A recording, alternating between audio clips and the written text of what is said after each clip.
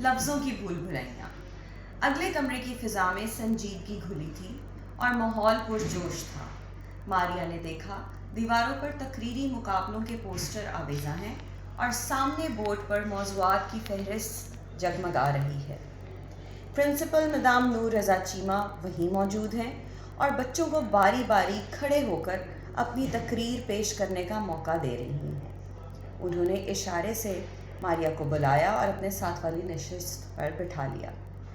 دوسری طرف مائرہ ساجد بچوں کی رہنمائی کر رہی ہیں کہ الفاظ کا اتار چڑھاؤ کیسا ہو، ہاتھوں کے اشارے، چہرے کے تاثرات، آنکھوں کے ذریعے سامعین سے رابطہ کیسے رکھنا ہے. اتنی خوبصورتی سے ماریہ سلیم نے اس کتاب میں ہر شخص کے کیریکٹر کی عکاسی کی ہے اور اس کے ہر کیریکٹر کی جو ریئل خاصیت ہے، جو ریئل خوبی ہے، جس کے لیے وہ کسی نہ کسی طور پہ مشہور ہے کیمپس میں، اس کیریکٹر کو، اس شخصیت کے ایلیمنٹ کو ابھارا ہے.